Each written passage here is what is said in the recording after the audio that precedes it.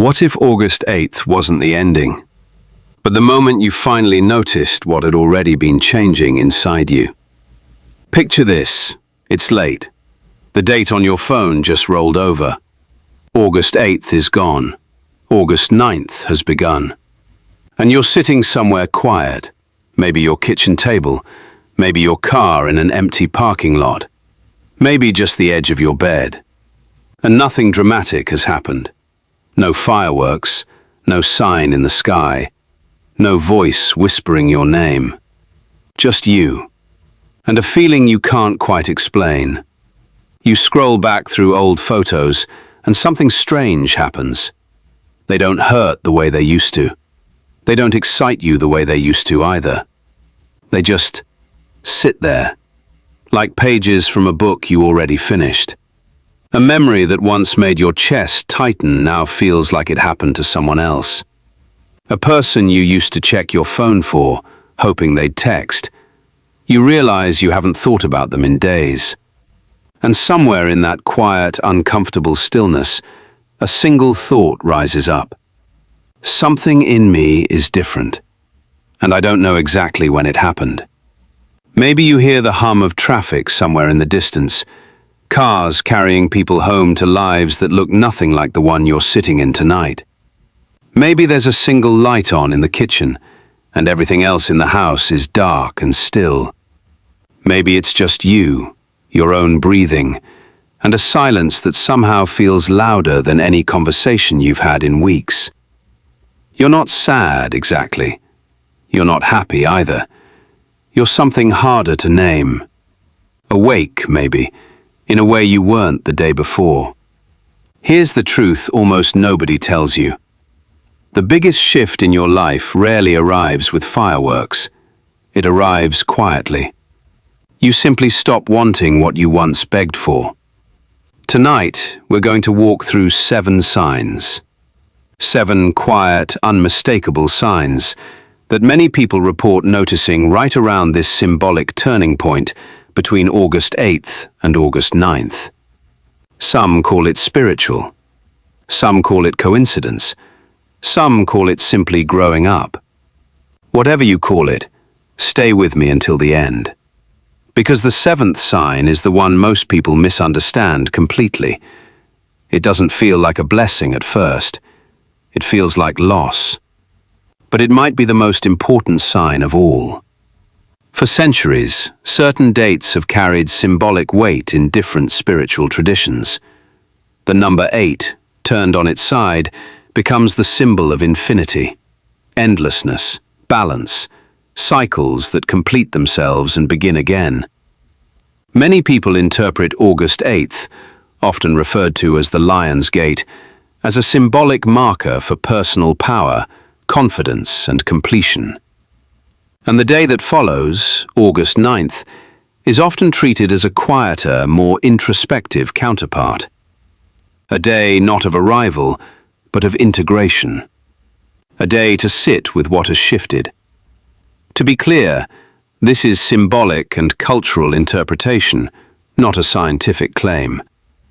Nothing about a calendar date physically alters your biology or your circumstances. But dates like this can still matter. Not because the universe rewires itself when the clock strikes midnight, but because human beings need markers. We need moments that give us permission to stop and ask, where am I right now? And is this where I actually want to be?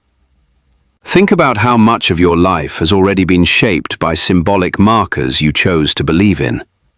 A birthday that made you finally set a boundary. A New Year's resolution that stuck longer than you expected. A Monday that became the day you finally started. None of those days held any magic of their own. What they held was your decision to treat them as meaningful, and that decision is what actually did the work. August 9th can function the same way. For those who connect with spiritual symbolism, it can feel like a gentle nudge from something larger than themselves. For those who see the world more practically, it can simply be a useful checkpoint, a reason to finally sit down and take inventory of a life that's been running on autopilot for too long. Think of August 8th and the days around it as a symbolic doorway. Not one that pulls you through it automatically, one you have to choose to walk through yourself. Maybe the date doesn't change you. Maybe it simply gives you permission to notice that you have already changed. And once you notice that change, 7 signs become almost impossible to ignore. The first sign is subtle. It doesn't announce itself. It just quietly removes its grip. You notice it in small ways. The group chat that used to feel exciting now feels exhausting. The bar you used to love feels loud in a way it never used to. The version of fun you used to chase suddenly feels like static, noise without meaning. Old habits lose their pull. The scrolling, the overworking, the staying up late just to avoid your own thoughts. None of it satisfies the way it once did. Even places can start to feel unfamiliar. You walk into a room that used to feel like home, and something in you whispers, "This isn't it anymore." There's a woman, we'll call her Dana, who described this exact feeling. For years, she measured her worth by how busy her calendar looked, how many plans she had, how many people wanted her time. Then, one ordinary Tuesday, she cancelled 3 plans in a row, and instead of guilt, she felt relief. She sat in her apartment that night and thought, "I don't miss the person I used to be. I miss who I thought I would become." That single sentence changed something in her. She realized the old version of her life wasn't wrong. It just wasn't hers anymore. This kind of detachment isn't coldness, it isn't depression, and it isn't running away.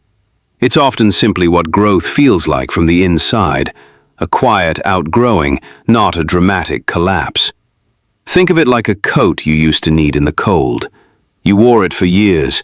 It kept you warm when you didn't have anything else. But somewhere along the way, the seasons changed, and you're still holding on to it out of habit, not necessity. Taking it off isn't betrayal, it's just noticing the weather is different now.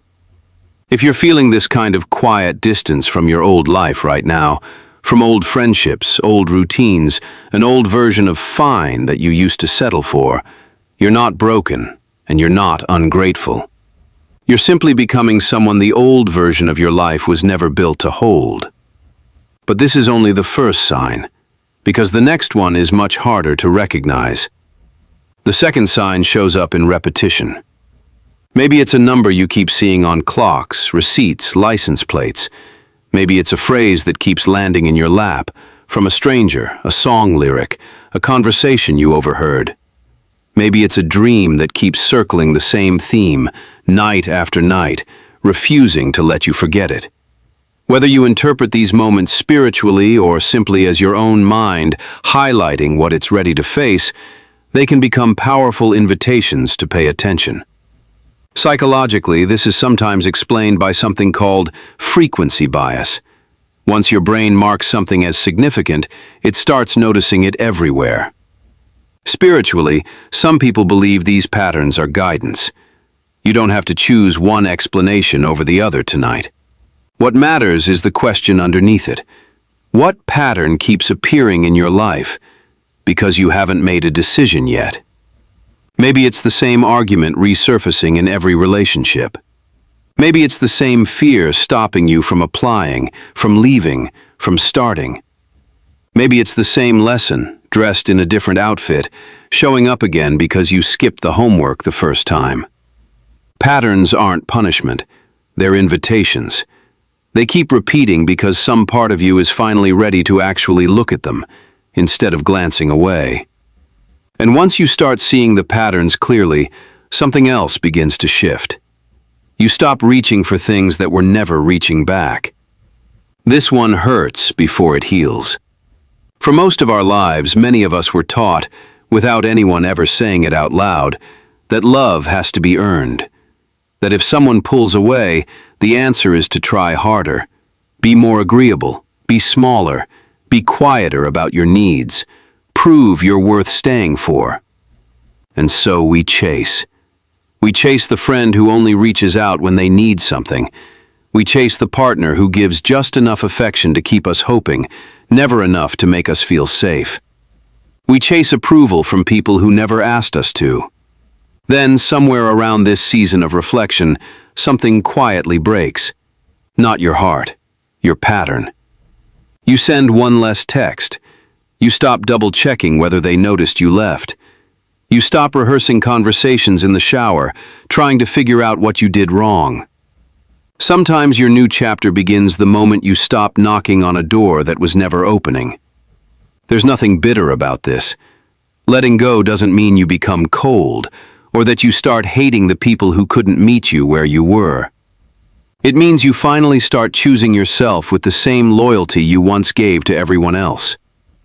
A man named Marcus once described the moment this hit him. He had spent 2 years trying to win back his father's approval, showing up to every family event, biting his tongue, hoping one day it would be enough. Then, one afternoon, after another dismissive comment, he simply said, "Okay," and drove home. Not angry, not devastated, just done chasing. He said it felt less like giving up and more like finally putting something down that had been too heavy to carry for far too long. This is worth repeating because so many of us confuse walking away with failure. It's not. Choosing yourself, after years of choosing everyone else first, is not selfish. It's not cold. It's the quiet beginning of a life built on mutual respect instead of one-sided effort. You can still wish people well. You can still hope they find their own peace. You simply stop making their inconsistency your responsibility to fix. But then comes a sign that feels completely opposite. Instead of losing something, you suddenly begin making room for something. The fourth sign feels like waking up slightly rearranged. You start craving structure you used to resist. You want to move your body, not to punish it, but to respect it. You want to read the book instead of scrolling past it. You want to set a boundary you've never set before, and for once, you don't apologize for it. You don't wake up as a completely different person. You wake up one morning and realize you are tired of negotiating with the person you used to be. This is identity transformation, not a costume change, but a quiet renovation happening underneath the surface. The parts of you that were built out of fear start getting replaced by parts of you that are built out of choice. Maybe you start waking up earlier, not because a productivity guru told you to, but because the early morning quiet feels like the only time that's truly yours. Maybe you start saying no to plans that used to feel obligatory. Maybe you finally sign up for the class, the therapy session, the gym membership you've been circling around for months. None of it has to be dramatic. Growth rarely looks like a movie montage. It looks like small, consistent decisions that add up into someone unrecognizable to your old self, and completely familiar to who you were always becoming. Ask yourself honestly, what would your life look like if you stopped asking who you were supposed to be? Because the next sign is about something that used to control you completely, and doesn't anymore. Fear has a way of running our lives quietly, from the background, without ever asking permission. Fear of rejection kept you from applying. Fear of failure kept you from starting. Fear of being misunderstood kept you from speaking honestly. Fear of disappointing someone kept you agreeing to things you didn't actually want. And then, somewhere in this season, the volume on that fear starts to lower. Not disappear completely. Fear rarely vanishes entirely, but it stops being the loudest voice in the room. Courage was never the absence of fear. It's moving forward while the fear is still sitting right beside you in the passenger seat. You send the application even though your hands are shaking. You have the hard conversation even though your voice cracks halfway through. You walk into the room even though every instinct tells you to turn around. And here's the part that surprises people the most. Your breakthrough may not look like getting everything you wanted. It may look like realizing you no longer need everything you once wanted. The job you were terrified of losing stops feeling like your entire identity. The relationship you were terrified of ending stops feeling like the only source of your worth. The opinion you were terrified of receiving stops feeling like a verdict on who you are. There's a particular kind of freedom that comes from surviving the thing you were most afraid of, even in some small form. You said the hard truth, and the world didn't end. You lost something you thought you couldn't live without, and somehow you're still standing here, breathing, moving forward. Fear loses some of its power every time you prove it wrong, even quietly, even when no one else is watching. Take a breath here. Let that settle for a moment. Because now we reach the sign that can feel confusing, the one that doesn't look like progress at all. This sign is the hardest to sit with because it doesn't feel like a sign. It feels like nothing is happening. The excitement of the last few signs, the clarity, the courage, the sudden motivation, starts to fade into something slower. Days feel less eventful. Plans feel less urgent. The phone stays quieter. Progress, if it's happening at all, feels invisible. To be clear, this isn't proof of anything supernatural. It's not punishment, and it's not a sign that you did something wrong. It's simply a season, one that almost everyone who goes through real change eventually meets. Sometimes silence isn't punishment. Sometimes silence gives you enough space to finally hear yourself. Think about it. When was the last time you sat in true quiet? No notifications, no obligations, no performance, and just listened to your own thoughts without flinching away from them. This quiet season is often when the real work happens. Not the loud, visible kind of work, the internal kind. Journaling a page every night, even when you don't know what to write. Reassessing what actually matters to you, away from anyone else's expectations. Resting, actually resting, instead of collapsing from exhaustion. Making decisions slowly and intentionally, instead of reacting out of fear. It won't feel exciting. It might even feel a little lonely. Picture a quiet morning, coffee going cold on the counter. A journal page half filled with handwriting that gets messier the more honest it becomes. Sunlight just starting to cross the floor. Nothing about that image looks like transformation. But that's exactly where it tends to happen. Not in the highlight reel, in the ordinary, unremarkable mornings nobody else ever sees. But if you can sit inside that quiet instead of running from it, something becomes clear that was never clear during the noise. And if you've experienced all 6 of these signs, the 7th one may be the most important. Here is the sign that ties every other sign together. You don't need everyone's approval. You don't need perfect timing. You don't need to erase your past to build a future. You don't need to become an entirely different person, unrecognizable from who you've always been. You only need to decide what comes next. For years, so many of us wait for permission that was never going to come. We wait for our parents to finally understand us. We wait for the right moment, as if the calendar will eventually clear itself and life will stop happening while we prepare. We wait to feel ready. Even though readiness rarely arrives before action, it usually arrives because of it.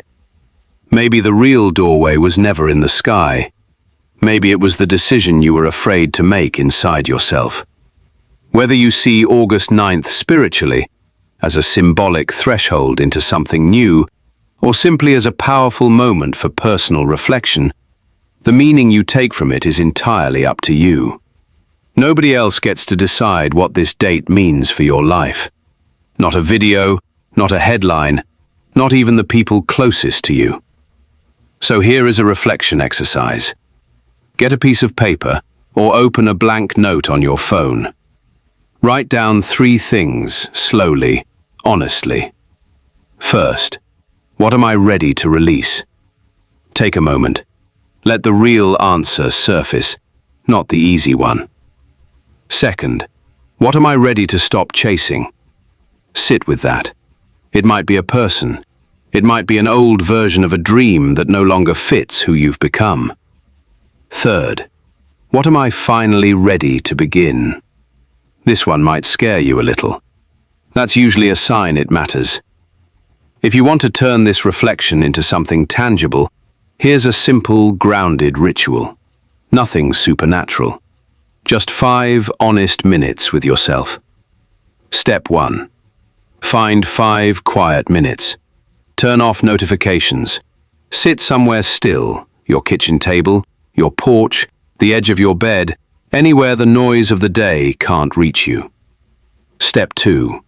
Write down 1 thing from the past you are ready to stop carrying. Not to forget it, just to stop letting it steer. Step 3. Write down 1 habit or belief you want to change. Something specific, something honest. Step 4. Write 1 sentence describing the person you want to become. Not a fantasy version of yourself, a version that feels 1 step ahead of who you are right now. Step 5. Read that sentence out loud. Let your own voice hear it. If it helps, you can use words like these. I release what no longer belongs in my future. I choose what strengthens me. I am allowed to begin again. Say it slowly. Say it like you mean it, because you're allowed to. Maybe August 8th wasn't about something magical happening outside of you. Maybe it was about finally noticing something changing inside you. Something that had been shifting quietly for weeks or months or years, waiting for a moment still enough for you to actually feel it. August 9th doesn't have to be the day the universe changes your life. It can be the day you decide to stop waiting for permission to change it yourself. You didn't lose yourself. You outgrew the version of yourself that survived. And that's not a loss. That's not a fall. That's what growth actually feels like from the inside. Messy, quiet, and far more honest than anyone tells you it will be. Your past may explain you. It does not have to define you. If any part of this reached something in you tonight, I want you to do something small. In the comments, write these words. I am ready for my next chapter. Not because typing a sentence can magically rewrite your life. It can't. But sometimes putting a decision into words, actually seeing it in front of you, is the first real step toward taking it seriously.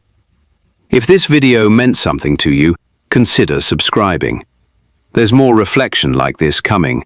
Stories about zodiac symbolism, personal growth, and the quiet, unglamorous moments where real transformation actually happens.